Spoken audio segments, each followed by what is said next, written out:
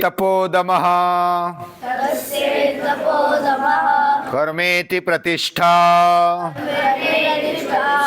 वेदाः सर्वांगानि सत्यमायतनम् यो वा एतामेवं वेदापरित्य पाप्मानमनन्ते स्वर्गे लोके जेये प्रतितिष्ठति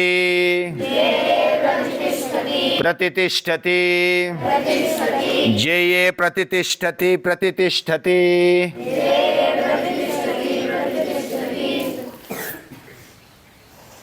ये जो ब्रह्म विद्या है जो इस उपनिषद में बताई, अलग अलग उपनिषदों में भी इसका उल्लेख है, और ये ब्रह्म विद्या रहस्यमयी है। इस विद्या को आधार अगर किसका है तो उसके लिए बताया ये तप है, संयम है और कर्म है। वेद इस विद्या के संपूर्ण ऐसे अंग है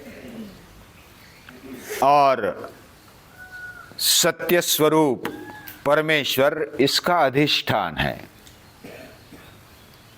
यानी उसका आधार है, मूल आधार। और ये जो इस प्रकार ब्रह्म विद्या को इस प्रकार जानते हैं,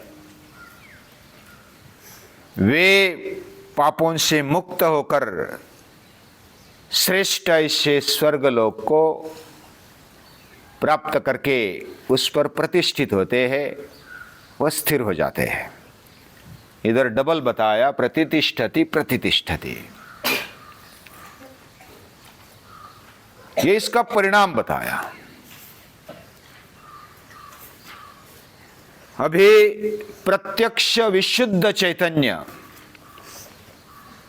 यह माता का रूप लेकर जिसके सामने उपदेश देते हैं, ऐसी स्थिति बनने के लिए ये जो कहानी में क्या करना चाहिए, कैसे होना चाहिए बताया। और ये स्थिति आने पर उसको कैसे बरकरार रखे ये भी बताया। जीवन में क्या क्या होना चाहिए और क्यों होना चाहिए और उसका आधार क्या है। तो आधार में बताया तप होना चाहिए, दम यानी संयम होना चाहिए और कर्म होना चाहिए।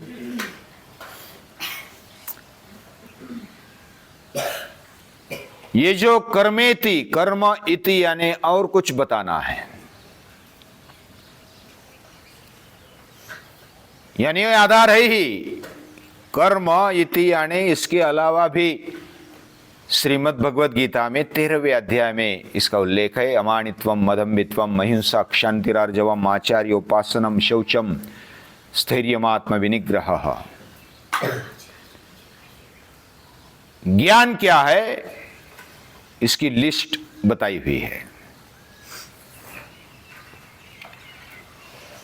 और वह अभी इधर उपनिषदों को शॉर्टकट बताना है तो कर्मेति, कर्म आदि ऐसा समझ सकते हैं। मनुष्य तप करता है।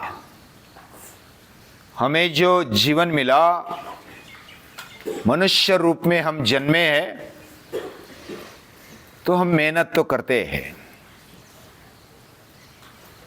कुछ मर्यादा भी रखते हैं, कुछ भक्ति कर्म सेवा करते हैं, लेकिन उसके पीछे वाली दृष्टि केवल भोग है, स्वार्थ है, तो इसको ऊंचा जीवन नहीं कहा जाता, विकसनशील जीवन नहीं कहा जाता। जीवन में तप है, संयम यानी दम है, और कर्म है, सेवा है। तो ये कर्म के अलावा बाकी गुण भी हमारे जीवन में सद्गुण होने चाहिए, और उसके अंग, उसका आधार है वेद। वेद के अनुसार, वेद की निष्ठा रखते हुए ये होना चाहिए। तप होना चाहिए वेदाधारित, संयम होना चाहिए वेदों ने बताया हुआ, कर्म होना चाहिए वेदों ने बताया। वेद क्या है? वेद है ज्ञान, वेद है ब्रह्म, वेद है विचार, शुद्ध विचार। हमारा सहज जीवन जब हम बहुत ही सरल और सहज देखते हैं, वो शुद्ध रूप में होता है। जब हम उसमें कुछ अलग अलग श्रद्धाएं, अलग अलग ऐसी कंसेप्ट्स उसमें चिपका देते हैं, तो वह कलुषित हो जाती है।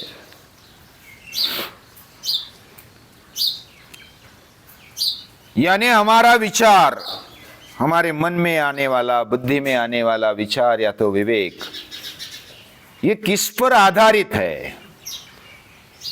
हम जो तप करते हैं, मेहनत करते हैं, हम जो संयम रखते हैं, राह देखते हैं, और जो कर्म करते हैं,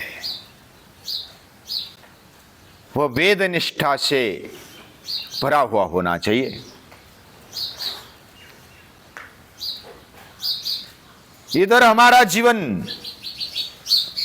ये मनुष्य जीवन है, और उस वेद निष्ठा के कारण जो भी हम करेंगे, कर्म करेंगे, संयम रखेंगे या तो मेहनत करेंगे, उसके पीछे वाला जो स्थिरता का आधार है वह है वेद। ये अंग है उसके, और उसका घर है सत्यमायतनम। सत्य यानी हमारी लेवल पर प्रामाणिकता है। हम कितने प्रामाणिक हैं, इस पर से हमारा जीवन विकास निश्चित होता है। जीवन को जब हम सहजता से और बिना कुछ मन में, बुद्धि में अलग जो भी भावना है या तो कुछ संकल्पना है, उसको रखते हुए देखते हैं जैसा है वैसा, तो वह शुद्ध होता है। जैसे गंगा का पानी शुद्ध है, इसका मतलब उसमें दूसरा कचरा नहीं है। जो भी बारिश से पानी पड़ गया हिमालय पर और वो पिघल कर कुछ बारिश का पानी उस हिमालय से नीचे आता है, तो वह शुद्ध होता है, वो पवित्र होता है। उसमें कुछ गटार मिल जाती है, कुछ कचरा मिल जाता है, कुछ धूल मिल जाती है, तो वो गंदगी भरा हो जाता है। हमारे अंतःकरण में भी आने वाले विचार ये सहजता से भरे हो, उसके लिए कुछ अलग विचार लाने की, अलग भावना खड़ी करने की आवश्यकता नहीं है। उसमें सहजता होनी चाहिए। जैसे प्राणी, पशु, पक्षी सहज अपना जीवन जीते हैं, वो कोई दंभ नहीं करते, दिखावा नहीं करते, इसलिए उनका जीवन सहज होता है। हमारा जीवन भी सहज हो जाए, और सहजता का मूल आधार है प्रामाणिकता, सत्य। और सत्य ही भगवान है, सत्य ही ब्रह्म है। सत्यम आयतनम, आयतनम यानी घर। ये जो ब्रह्म विद्या का घर है सत्य, और सत्य ये सहज है। कुछ झूठा अगर बताना है या तो दिखाना है तो उसके लिए बहुत सारी मेहनत लगती है। झूठ बोलना है ना तो जानबूझकर हमें ध्यान रखना पड़ता है कि हमें झूठ बोलना है, झूठ करना है, दंभ करना है। अगर खुला हो जाए कहीं ना कहीं तो प्रॉब्लम आ जाएगी। यानी दंभ के लिए, झूठ के लिए बहुत सारा आधार लेना पड़ता है, लेकिन सत्य के लिए कोई आधार नहीं लेना पड़ता। जो प्रामाणिक है, सरल है, वो निर्भय है, उसके मन में कोई भ्रम नहीं है और अज्ञान भी नहीं रहता। जब प्रामाणिकता आ जाती है तो अज्ञान धीरे धीरे निकल जाता है। धीरे धीरे क्यों? जैसा सूर्य आ गया तो अंधेरा निकल गया, सत्य आ गया, प्रामाणिकता आ गई तो अप्रामाणिकता निकल जाती है।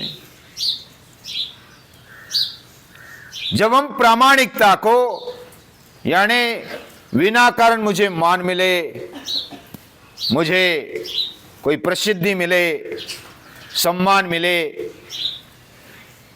ये बात जब हम अपेक्षा करते हैं तो और कचरा घुस जाता है। यानी हमारा कुल जीवन, मनुष्य जीवन, ये समझाया। पहले इस उपनिषद में क्या क्या आया है, अब ये केनोपनिषद के लास्ट वाले 2 मंत्र हैं। और पहले ब्रह्म विद्या बताई कहानी के द्वारा, उसके बाद उसको समझाया उसको कैसे हमारे जीवन में अलग अलग गुण लाने चाहिए, वो लाने के लिए बताया। पहले बताया, केवल बताया कहानी के द्वारा ब्रह्म विद्या, बाद में उसको समझाया, बाद में उसको अपने जीवन में कैसे उतारे ये बताया, और उसको बरकरार रखने के लिए क्या आधार चाहिए ये भी बात अभी बता रहे हैं। तप चाहिए, ब्रह्म विद्या मिल गई तो तप छूटता है ऐसा नहीं है, उसको पाने के लिए भी तप चाहिए और बरकरार रखने के लिए भी तप चाहिए। कोई खिलाड़ू है, हमने बहुत बार उदाहरण वो देखा, खिलाड़ू समझो कि टॉपर है, रैंक 1 में वो खिलाड़ू है या तो होशियार व्यक्ति, उस रेंज को बरकरार रखने के लिए, उसका नंबर रखने के लिए वो आराम करेगा तो चलेगा? वो मेहनत करता है, प्रैक्टिस करता है। कोई भी खेल खेलने के पहले, कोई भी मैच खेलने के पहले और बाद में वो प्रैक्टिस करते रहता है। यही तप है। तप होना चाहिए, उसके बाद दम होना चाहिए। दम यानी संयम, संयम यानी बरकरार रखने के लिए जो भी धैर्य चाहिए, हमें कुछ छोड़ना चाहिए, ये छोड़ने की तैयारी होनी चाहिए। और तीसरी बात बताई, कर्म होना चाहिए, भक्ति होनी चाहिए, सेवा होनी चाहिए। ये सभी, ये आधार है। आधार यानी जब उपनिषद बताते हैं ना, सभी ध्यान में रखते हुए बताते हैं, हमारी लेवल ध्यान में रखते हैं, हमारी वस्तु स्थिति ध्यान में रखते हैं, हम कहाँ हैं और वास्तविकता क्या है। सत्यम आयतनम, उसका आयतन, उसका जो मूल गृह है, घर है, वह सत्य प्रामाणिकता है। जिसके अंदर प्रामाणिकता है वो आगे बढ़ता है। प्रामाणिकता कब दिखाई देती है? समझो कि हमें कोई देखता नहीं है, यानी समझो हम अभी स्वाध्याय में, दिवाली के स्वाध्याय में घर जाएंगे, वह घर वाले बोलेंगे कि उधर तो उठना ही पड़ता है, अभी सो जा, लेट उठ जा। लेकिन क्या तभी हम प्रामाणिक रह सकते हैं? श्री हर्ष, क्या हम प्रामाणिक रह सकते हैं? रह सकते हैं। क्या सूर्य नमस्कार इतने जितने इधर निकालते हैं उतने घर पे निकाल सकते हैं? हम सचमुच सत्य की राह पर चलने वाले हैं, प्रामाणिक है तो करेंगे। ये प्रामाणिकता का प्रमाण है। कोई देखता है नहीं देखता है, हमें ढीलापन मिलता है फिर भी हम करते हैं। कोई दुखता है, कोई समस्या आ गई है फिर भी करता है, और वो व्रत लेकर करता है। व्रत लेकर करना भी कुछ ऐसा हमें निश्चित करना होता है, करार करना होता है, लेकिन व्रत की हमारी वृत्ति बन जाए, धीरे धीरे स्वभाव बन जाए, और यही प्रामाणिकता है। सत्यमायतनम, सत्य इसका अधिष्ठान है, और इसको इस उपनिषद ने हमारे जीवन में ढालने का प्रयास किया है। उपनिषद बहुत ही स्टेप बाय स्टेप हमारे जीवन को ऊंचा उठाना चाहती है। ये दादी माँ है, हमें पूरा जानती है। भौतिकता भी हमारी अच्छी हो और हमारी आध्यात्मिकता भी बरकरार रहे। यह आध्यात्मिकता बरकरार रखने के लिए हम प्रामाणिक रहे, वेदों का सद्विचारों का आधार ले ले, और फिर ये ब्रह्म विद्या टिकती है, वह हमें समझ में आती है, हमारे जीवन में उतरने लगती है। तो इसका स्वाध्याय होना चाहिए, उपनिषदों का स्वाध्याय होना चाहिए, गीता का स्वाध्याय होना चाहिए। स्वाध्याय मतलब खुद का अध्ययन। अभी दिवाली का स्वाध्याय शब्द मैंने उपयोग किया, कोई कोई लोग उपयोग करते छुट्टी मिल गई। छुट्टी नहीं है, हमने जो भी किया है हम अभी टेस्ट करने वाले हैं अपने आप को कि क्या हमने जो सीखा, हमने जो अपने जीवन में लाने का प्रयास किया, वो क्या हम अपने लेवल पर बरकरार रख सकते हैं, कितना बरकरार रख सकते हैं। ये स्वाध्याय है, यानी खुद के लेवल पर उठाया हुआ, खुद ने उठाया हुआ जो भी है वह स्वाध्याय है। स्वाध्याय, खुद का अभ्यास, ये प्रामाणिकता है, और ये आधार है, यह अधिष्ठान है। यह अधिष्ठान हमारे जीवन में रहे, इसके लिए प्रार्थना है। भगवान को, सभी महापुरुषों को नमस्कार है।